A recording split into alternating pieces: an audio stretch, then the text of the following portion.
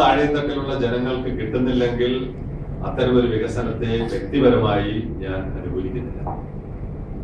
അവരെ മുന്നിൽ കണ്ടുകൊണ്ടുള്ള ഒരു സൊല്യൂഷൻ എന്താണ് ഇന്ത്യൻ സാഹചര്യത്തിൽ, കേരളത്തിന്റെ സാഹചര്യത്തിൽ, കേരളത്തിന്റെ സങ്കീർണമായ പ്രശ്നങ്ങളിൽ എന്തെങ്കിലും പരിഹാരം ഉണ്ടാക്കാൻ കഴിയുമോ എന്നുള്ള ഒരു മാധ്യമ പ്രവർത്തകന്റെ അന്വേഷണമാണ് വാസ്തവത്തിൽ ഇത്തരം ഒരു കാര്യത്തിലോട്ട് എന്നെ എത്തിച്ചത്. ഇന്നത്തെ പത്രമാണ്. ഇന്നത്തെ പത്രത്തിൽ അവസാനത്തെ പേജിൽ മത്സ്യത്തൊഴിലാളി ക്ഷേമനിധിക്ക് നമ്മുടെ മിഷൻ സാറ് പറഞ്ഞത് പണം ഒരു പ്രശ്നമല്ല, ജനാധിപത്യ സർക്കാരുകൾ ജനങ്ങളോടൊപ്പമാണ്, എന്ത് പ്രശ്നങ്ങൾ വരുമ്പോഴും നമ്മൾ അവരെ വേണ്ട വിധത്തിൽ പരിഗണിക്കുന്നുണ്ട്, അവരോടൊപ്പം ഉണ്ട്. പക്ഷേ മത്സ്യത്തൊഴിലാളി ക്ഷേമനിധിക്ക് പണമില്ല. ആയിക്കോട്ടെ, ഞാൻ അതിന്റെ ഡീറ്റെയിൽസിലോട്ട് പോകുന്നില്ല. പണമില്ല എന്നുള്ളത് സർക്കാരിന്റെ അല്ലെങ്കിൽ സർക്കാരുകളുടെ, ഇന്ത്യയിലെ സർക്കാരുകളുടെ, ഇന്ത്യൻ സർക്കാരിന്റെ, കേരള സർക്കാരിന്റെ ഒക്കെ ഒരു വലിയ പ്രതിസന്ധിയാണ് പണമില്ല. വികസന പ്രവർത്തനങ്ങൾക്ക് പണമില്ല. ഈ പണം ഇല്ലായ്മ കൊണ്ട് അതിന്റെ ഏറ്റവും രൂക്ഷമായ പ്രശ്നങ്ങൾ അനുഭവിക്കുന്നത് ഏറ്റവും താഴെത്തട്ടിലുള്ള ജനങ്ങൾ.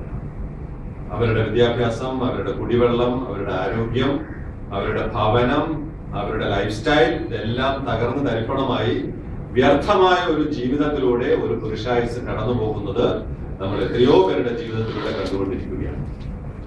2013 മനുഷ്യന്റെ ആദ്യത്തെ ആഗ്രഹങ്ങൾ ജനിക്കുന്നത്. നമുക്ക് മുമ്പ് എത്രയോ ആളുകൾ അവരുടെ ജീവിതം വ്യർത്ഥമാക്കി മനുഷ്യരല്ലാതെ ജീവിച്ച് ഈ സമൂഹത്തിൽ നിന്ന് കടന്നു പോയിട്ടുണ്ട്.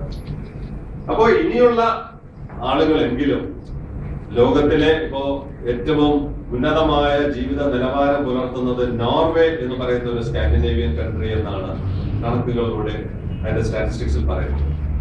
യൂറോപ്പിലെ നമുക്ക് ഇൻഡോ നോർവീജിയൻ പ്രോജക്റ്റിലൂടെ പരിചിതമായ പേരാണ് നോർവേ.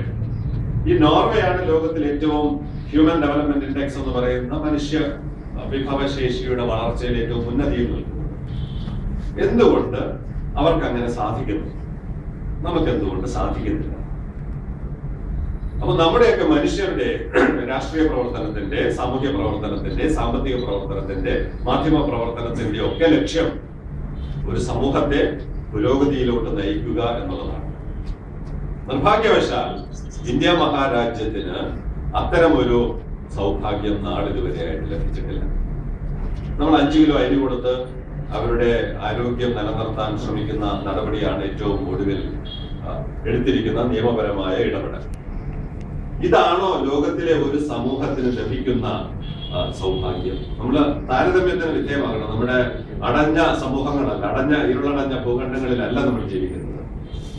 കമ്മ്യൂണിക്കേഷൻ റവല്യൂഷനിലൂടെ ഇന്ന് നിങ്ങൾക്ക് ഒരു ഇന്റർനെറ്റിൽ ഒരു ബട്ടൺ അടിച്ചാൽ നിങ്ങൾക്ക് ലോകത്തിന്റെ നമ്മുടെ കൗണ്ടർ പാർട്സ്, നമ്മളെ പോലെ സമൂഹത്തിലെ, അമേരിക്കയിലെ, യൂറോപ്പിലെ, ആഫ്രിക്കയിലെ, ഏഷ്യയിലെ, ലാറ്റിൻ അമേരിക്കയിലെ ഒക്കെ ജനങ്ങൾ എങ്ങനെ ജീവിക്കുന്നു എന്ന് മനസ്സിലാക്കാൻ ഒരു കൊച്ചുകുട്ടിക്ക് നിഷ്പ്രയാസം കഴിയും.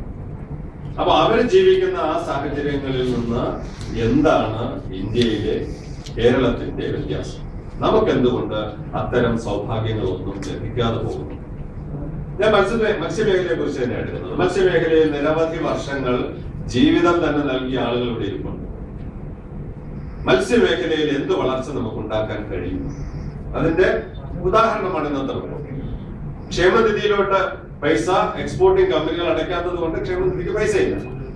എക്സ്പോർട്ടിംഗ് കമ്പനികൾക്ക് എന്തുകൊണ്ട് പൈസ അടയ്ക്കാൻ പറ്റുന്നില്ല?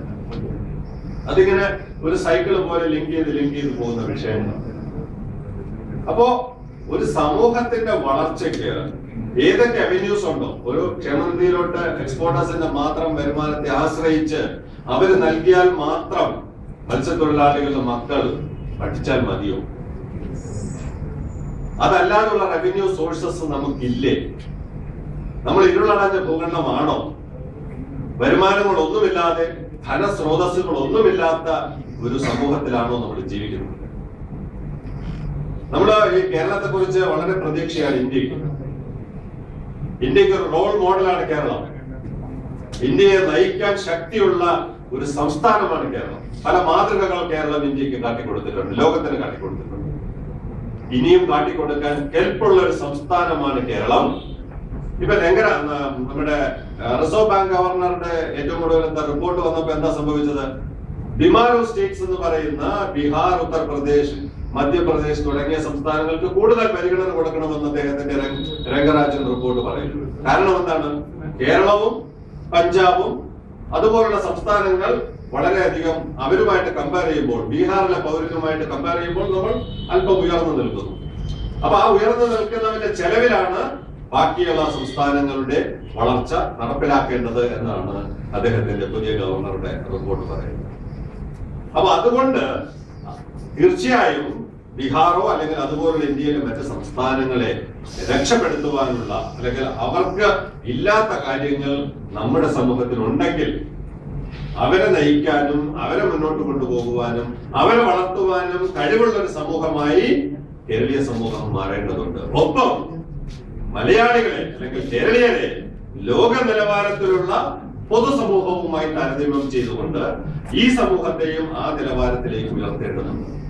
ഈ രണ്ട് ദൗത്യവും നിർവഹിക്കുവാൻ കഴിയുന്ന ഒരു സമൂഹമായി പല ഘടകങ്ങൾ പരിശോധിക്കുമ്പോഴും കേരളത്തിന് കഴിയണം. നിർഭാഗ്യവശാൽ കേരളത്തിന്റെ അത്തരം സാധ്യതകൾ വളരെ ആത്മാർത്ഥതയോടെ ഇപ്പോൾ വിഷൻ 2030 എന്ന് പറഞ്ഞ് പ്ലാനിംഗ് ബോർഡിന്റെ പുതിയ ഡോക്യുമെന്റ് അവതരിപ്പിച്ചിരിക്കുകയാണ്. അടുത്ത 2030 വരെ കേരളം എങ്ങോട്ട് പോകണം? ഞാൻ വിശദമായിട്ട് അത് പഠിക്കാൻ ശ്രമിച്ചിട്ടില്ല. പക്ഷെ അതിന്റെ സൂചന കിട്ടിയിടത്തോളം വളരെ നിരാശാജനകമാണ്. അതല്ല കേരളം. 2030 എത്തിച്ചേരേണ്ട കേരളം അതല്ല എന്ന് ഏത് വേദിയിലും ശക്തമായി വാദങ്ങൾ അവതരിപ്പിക്കാൻ, വസ്തുതകളുടെ അടിസ്ഥാനത്തിൽ സംസാരിക്കുവാനുള്ള അല്പം അറിവ് എനിക്കുണ്ട്. വളരെ വളരെ വ്യത്യസ്തമായ ഒരു കേരളത്തെ 2030 എത്തിക്കാൻ കഴിയുന്നതാണ് കേരളത്തിന് പ്രകൃതി ഉടയതമ്പുരാൻ നൽകിയിരിക്കുന്ന സൗഭാഗ്യങ്ങൾ. അത് വേണ്ട വിധത്തിൽ ഉപയോഗപ്പെടുത്തണമെന്ന് മാത്രം.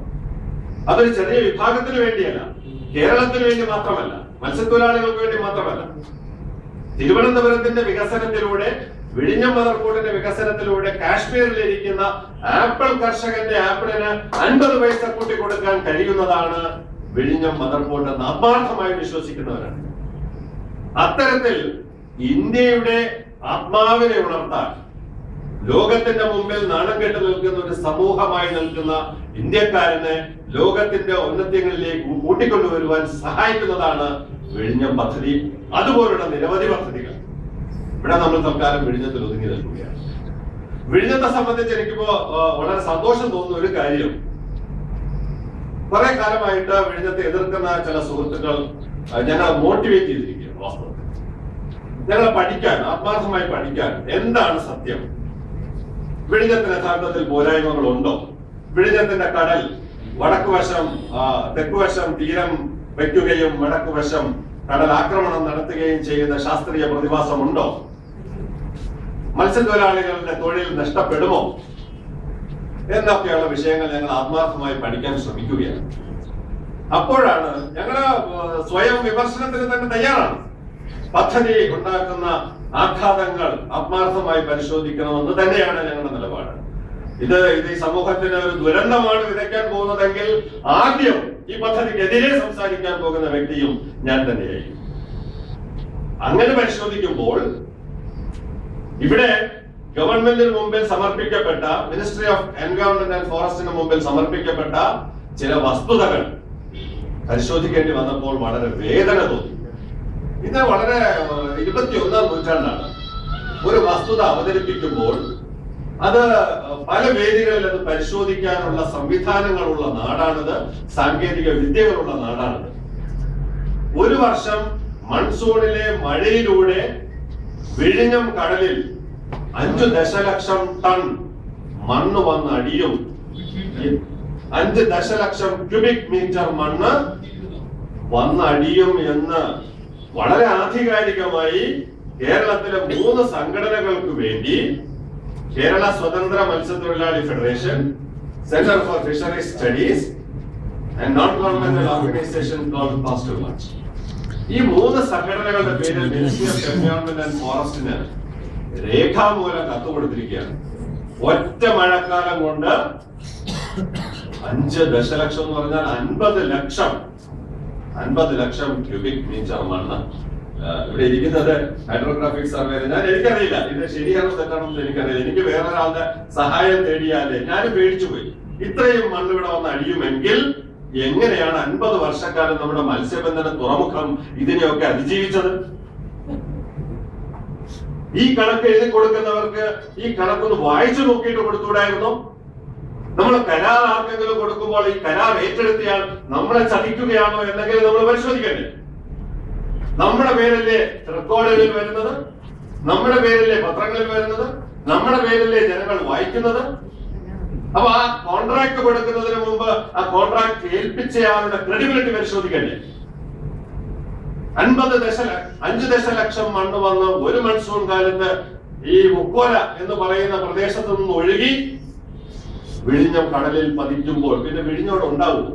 നമുക്ക് ഈ വിഴിഞ്ഞ തുറമുഖത്തെ കുറിച്ച് സംസാരിക്കുവാൻ, 24 മീറ്റർ ആഴത്തെ കുറിച്ച് സംസാരിക്കുവാൻ നമുക്ക് സാധിക്കുമോ? ഇതാണ് ശ്രീ വിൻസെന്റ് പോയി പദ്ധതിയെ കുറിച്ചുള്ള ആശങ്കകളുടെ ഒരു ചെറിയ കണക്ക്. മിനിസ്റ്റർ ഓഫ് എൻവയോൺമെന്റ് ഫോറസ്റ്റിൽ ഇരിപ്പുണ്ട് ഈ കണക്ക്. അവിടെ ഇന്ത്യയിലെ വിവിധ ശാസ്ത്ര സംഘടനകളുടെ ശാസ്ത്രജ്ഞന്മാർ അത് പരിശോധിക്കുകയാണ്. തീർച്ചയായിട്ടും ഈ ഇത്രയും മണ്ണോട് ഒലിച്ചിറങ്ങുന്നതാണെങ്കിൽ ഒരു കാലത്തും വിഴിഞ്ഞം പദ്ധതിക്ക് അനുമതി കിട്ടുമോ നിങ്ങൾ ആരും കരുതണ്ട. പദ്ധതിക്ക് അനുമതി കിട്ടത്തില്ല. അപ്പൊ ഒരു പദ്ധതി എതിർക്കാൻ വേണ്ടി, ഇല്ലാതാക്കാൻ വേണ്ടി ആരുടെയൊക്കെ കരാറെടുക്കും. ഞാൻ ഇവിടത്തുകാരുടെ കരാറൊന്നും പോലും ഞാൻ പറയുന്നില്ല, ആരോപണം അങ്ങനെ വെക്കുന്നില്ല. ഈ പദ്ധതിയെ എതിർക്കുന്ന പ്രധാനപ്പെട്ട 4 അന്യ രാജ്യ പോർട്ടുകളുണ്ട്. അത് വസ്തുതയാണ്. വിഴിഞ്ഞം വന്നു കഴിഞ്ഞാൽ ഏറ്റവും കൂടുതൽ പ്രശ്നം നേരിടാൻ പോകുന്നത് തൂത്തുക്കുടിക്കാരനല്ല, വല്ലാർപാടംകാരനല്ല, മംഗലാപുരംകാരനല്ല, നമ്മുടെ അന്യ രാജ്യങ്ങളിലുള്ള 4 പ്രധാന പോർട്ടുകളാണ്. കാരണം അവരാണ് ഇന്ത്യയുടെ ട്രാൻസ്ഷിപ്മെന്റ് ഇപ്പോൾ ഹാൻഡിൽ ചെയ്യുന്നത്. 40 ലക്ഷം കണ്ടെയ്നറുകൾ ഹാൻഡിൽ ചെയ്യുന്ന ബെനിഫിറ്റ് കിട്ടുന്ന ഒരു കണ്ടെയ്നറിലൂടെ 20,000 രൂപയോളം നേടിയെടുക്കുന്ന പോർട്ടുകളാണ് ഇന്ന് വിഴിഞ്ഞത്തിനെതിരായി ചരട് വലിക്കുന്നത്. നമ്മൾ ഇന്ത്യക്കാരന്റെ സ്വാതന്ത്ര്യം നേടിത്തന്നത് എന്തിനാണ്? നമുക്ക് സ്വാതന്ത്ര്യം ലഭിച്ചിട്ടുണ്ടോ? അങ്ങനെ സ്വാതന്ത്ര്യം ലഭിച്ചിട്ടുണ്ടെങ്കിൽ ഇന്ത്യക്കാരന്റെ ഭാവി തീരുമാനിക്കേണ്ടത് ഇന്ത്യക്കാരനാണോ, കേരളീയനാണോ, മലയാളിയാണോ, അതോ മറുനാട്ടുകാരനാണോ? ഇതാണ് നമ്മൾ ഈ തുറന്ന ചർച്ചയിൽ തീരുമാനമെടുക്കേണ്ട ഒരു വിഷയം. നമ്മുടെ ഭാവി തീരുമാനിക്കേണ്ടത് ആരാണ്? ഇന്ത്യൻ പാർലമെന്റിലെ ജനപ്രതിനിധികളാണോ, കേരള നിയമസഭയിലെ ജനപ്രതിനിധികളാണോ, ഇവിടുത്തെ സാമ്പത്തിക വിദഗ്ധരാണോ, ഇവിടുത്തെ രാഷ്ട്രീയക്കാരാണോ, ഇവിടുത്തെ സാമൂഹ്യ പ്രവർത്തകരാണോ ഇത്തരം കാര്യങ്ങൾ പഠിച്ച് തെറ്റും ശരിയും തീരുമാനിച്ച് വിശകലനം ചെയ്യേണ്ടത്? അതോ നമ്മളെ റിമോട്ട് കൺട്രോളിലൂടെ നിയന്ത്രിക്കുന്ന മറ്റു വിദേശ ശക്തികളാണോ എന്ന് നമ്മൾ ഓരോരുത്തരും പരിശോധിക്കണം.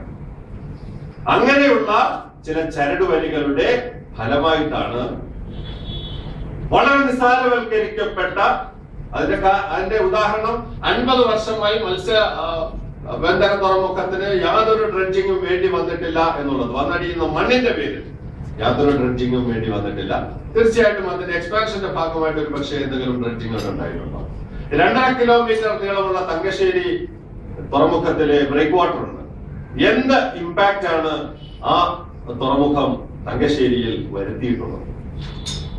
നമ്മുടെ 40 കിലോമീറ്ററിന് അപ്പുറം വരാവുന്ന വാച്ച് ബാങ്കിൽ 12,000 സ്ക്വയർ കിലോമീറ്റർ ഏരിയയിൽ പരന്നു കിടക്കുന്ന വാച്ച് ബാങ്ക് എന്ന് പറയുന്ന മത്സ്യത്തിന്റെ സങ്കീർണമായ സമ്പദ് വ്യവസ്ഥയിൽ വിഴിഞ്ഞം പോർട്ടിൽ വരുന്ന കപ്പലുകൾ ചലനങ്ങൾ ഉണ്ടാക്കുമെങ്കിൽ, ഇന്നലെ മിനിസ്റ്റർ ഓഫ് എൻവയോൺമെന്റ് ആൻഡ് ഫോറസ്റ്റിൽ നേവിയിലെ ഉദ്യോഗസ്ഥൻ കണക്കിൽ നിർത്തി പറഞ്ഞു 2 ലക്ഷം കപ്പലുകൾ, നൗകകൾ, ബോട്ടുകളാണ് ഈ പറയുന്ന വാച്ച് ബാങ്കിന്റെ മുകളിലൂടെ ഓരോ വർഷവും കടന്നു പോകുന്നതെങ്കിൽ അത്തരം ബോട്ടുകൾ, കപ്പലുകൾ ഈ വാച്ച് ബാങ്കിനെ ഇപ്പൊ തകർത്തുകൊണ്ടിരിക്കുകയാണ്. നമുക്ക് എന്ത് ചെയ്യാൻ കഴിയുന്നു? നമുക്ക് എന്തെങ്കിലും പ്രയോജനം അതുകൊണ്ടുണ്ടോ? അപ്പോൾ കാലാകാലങ്ങളായി മത്സ്യത്തൊഴിലാളികൾ മത്സ്യം പിടിച്ച് ഉപജീവന മാർഗം നടത്തിക്കൊണ്ടിരിക്കുന്ന ഈ സ്രോതസ്സിന് കാര്യമായ ക്ഷതം ഏൽപ്പിച്ചിട്ടില്ല എന്നുള്ളതിന്റെ അടിസ്ഥാനമാണ് തുടർന്നും നമ്മുടെ മത്സ്യത്തൊഴിലാളികൾ ഇവിടെ അതിജീവനം നടത്തുന്നത്. അപ്പോ ഈ പറയുന്ന അടിത്തട്ടിന് കാര്യമായ പോറൽ ഷിപ്പിംഗ് വ്യവസായം ഏൽപ്പിക്കുന്നില്ല, ആഘാതം ഏൽപ്പിക്കുന്നില്ല എന്നുള്ളിടത്ത് ആ 2 ലക്ഷം നൗകകളുടെ യാത്ര കൊണ്ട് എന്തെങ്കിലും പ്രയോജനം ഇന്നാട്ടുകാർക്ക് ഉണ്ടാക്കാൻ കഴിയുമെങ്കിൽ അത് നേടിയെടുത്തുകൂടെ എന്നുള്ളതാണ് എന്റെ ലളിതമായ ചോദ്യം. ഓരോ രാജ്യങ്ങൾ, ലാൻഡ് ലോക്ക്ഡ് ആയി പോയ രാജ്യങ്ങൾ, ലാൻഡ് ലോക്ക്ഡ് ആയി പോയ സംസ്ഥാനങ്ങൾ, ഞങ്ങൾക്കൊരു കടൽ ഉണ്ടായിരുന്നെങ്കിൽ ഞങ്ങൾക്ക് ഇത് ചെയ്യാമായിരുന്നു എന്ന് സ്വപ്നം കാണുന്ന നമ്മുടെ സമൂഹത്തിലാണ് 595 കിലോമീറ്ററോളം ദൈർഘ്യമുള്ള കടൽ നമുക്ക് ലഭിച്ചിട്ട് വർഷത്തിൽ 1655 കോടി രൂപ ഇൻവെസ്റ്റ്മെന്റ് നടത്തിയ വല്ലാർപാടം. ചിരി വരും വല്ലാർപാടത്തിന്റെ കഥ കേട്ടാൽ. 50 കോടി രൂപയാണ് ഗവൺമെന്റ് ഓഫ് ഇന്ത്യക്ക് കഴിഞ്ഞ വർഷം കിട്ടിയത്. എല്ലാ രാജ്യങ്ങളും പോർട്ടിൽ നിന്ന് അവരുടെ രാജ്യത്തിന്റെ സമ്പദ് വ്യവസ്ഥ പടുത്തുയർത്തിക്കൊണ്ടിരിക്കുമ്പോൾ ഇന്ത്യക്കും കിട്ടി, കേരളത്തിനും കിട്ടിയ ഒരു പോർട്ട്. വർഷത്തിൽ 1655 കോടി രൂപയുടെ ഇൻവെസ്റ്റ്മെന്റ് നടത്തിയ പോർട്ടിന് ഏകദേശം 280 കോടി രൂപയോളം പലിശ വരും. വല്ലാർപാടത്തിന്റെ കഴിഞ്ഞ വർഷത്തെ വരുമാനം 50 കോടി രൂപയാണ്. ഇതാണ് കെണി. ഇവിടെയാണ് നമ്മൾ മനസ്സിലാക്കേണ്ടത്, നമ്മുടെ തീരുമാനങ്ങൾ എടുക്കുന്നത് നമ്മളല്ല. നമുക്ക് സ്വാതന്ത്ര്യം കിട്ടിയിട്ടില്ല. നമുക്ക് കിട്ടിയത് വെറും രാഷ്ട്രീയ സ്വാതന്ത്ര്യം മാത്രമാണ്. നമുക്ക് 5 വർഷത്തിലൊരിക്കൽ ഉമ്മൻചാണ്ടിയെ ഇറക്കി വിട്ടിട്ട് അച്യുതാനന്ദനെ കയറ്റാം, അച്യുതാനന്ദനെ ഇറക്കി വിട്ടിട്ട് ഇനി വരുന്ന വിൻസെന്റിനെ കയറ്റാം. ഈ ഒരു രാഷ്ട്രീയ സ്വാതന്ത്ര്യം നമുക്ക് കിട്ടി. പക്ഷെ സാമ്പത്തിക